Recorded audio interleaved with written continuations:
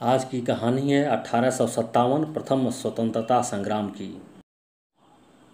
सन 1600 में अंग्रेज भारत में व्यापार करने आए। ईस्ट इंडिया कंपनी नील, कॉफ़ी, चाय के बागान भारत में लगाती थी और इन फसलों को सस्ते दाम में खरीदकर अपने जहाज़ों से इंग्लैंड के कारखानों में भेजती थी। वे सस्ता माल खरीदकर उसे ऊंचे दामों में बेचते थे। अंग्रेजी गवर्नर जनरलों ने कूटनीति का सहारा लिया। 1757 ईस्वी के प्लासी के युद्ध के बाद अंग्रेज़ों ने भारत में अपने साम्राज्य की नींव रखी। उन्होंने युद्ध कर कई देशी राज्यों को अपने शासन का अंग बना लिया। अंग्रेज़ों ने अपने साम्राज्य विस्तार की लिप्सा पूरा करने के लिए राज्य हड़पने का सिद्धांत अपनाया। इस नीति के अनुसार कोई संतानहीन नरेश नवाब ब्रिटिश सरकार की आज्ञा के बिना किसी बच्चे को गोद नहीं ले सकता था। इस नीति के द्वारा उसने सतारा, झांसी, नागपुर, संभल, उदयपुर एवं बाघाट के देशी राज्यों को ब्रिटिश साम्राज्य में मिला लिया। उन्हें ऊंचे पदों पर नहीं रखा जाता था। उनके वेतन एवं सुविधाएं अंग्रेज सैनिकों की अपेक्षा कम थीं। अंग्रेज़ों ने जिन नई राइफलों का प्रयोग किया उसमें लगाए जाने वाले कारतूसों में गाय एवं सूअर की चर्बी लगी होने की अफवाह थी। कारतूस का प्रयोग करने के लिए उसके ऊपरी भाग को दांत से काटना पड़ता था। इससे हिंदू और मुसलमान दोनों ही संप्रदाय के सैनिकों के धार्मिक भावनाओं को ठेस पहुंची। अंग्रेज शासन के अत्याचार एवं शोषण से त्रस्त आकर अंग्रेज़ों को बाहर निकालने की योजना बनाई जाने लगी।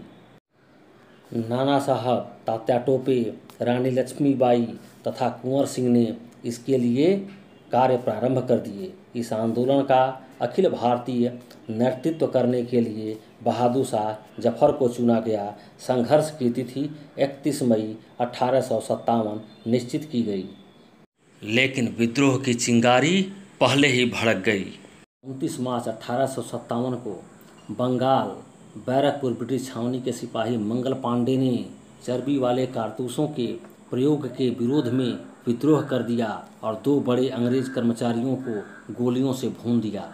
इसके लिए उन्हें 8 अप्रैल 1857 ईस्वी को फांसी दे दी गई।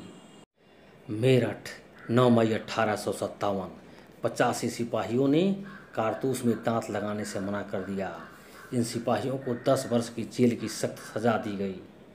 मेरठ 10 मई 1857 मेरठ जेल में विद्रोह हो गया। सैनिकों ने जेल तोड़ दी, बंदी साथियों को मुक्त करा दिया, अनेक अंग्रेज अधिकारियों को मौत के घाट उतार दिया। मेरठ के सैनिकों ने दिल्ली की ओर कूच किया। दिल्ली पर कब्जा कर बहादुर शाह द्वितीय को भारत का सम्राट घोषित कर दिया गया। लेकिन 4 माह बाद अंग्रेजों ने दिल्ली पर पुनः आधिपत्य जमा लिया। विद्रोही अंग्रेज से मुकाबला करते रहे। कानपुर में नाना साहब, मध्य प्रदेश रामगढ़ की रानी अवंतीबाई, झांसी में रानी लक्ष्मीबाई तथा अवध के क्रांति का संचालन बेगम हजरत महल ने किया। उधर बिहार में जगदीशपुर के जमींदार बाबू कुंवर सिंह दानापुर में विरोध कर रहे थे।